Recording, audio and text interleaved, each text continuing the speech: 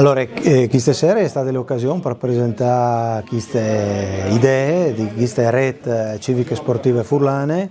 le idee che di metti ogni poi società, squadre, associazioni possibili, che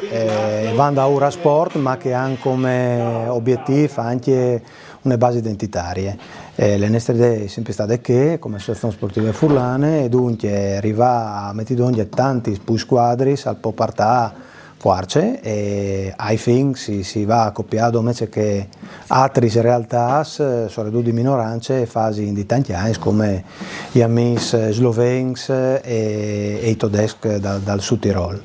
Dunque io penso che insomma ve coinvolta così all'inizio le più importanti forse società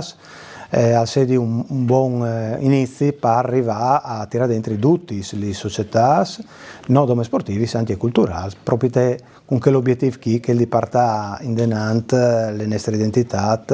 con il modo più facile che ho vinciato fin come che è dal sport, che metta anche le popolazioni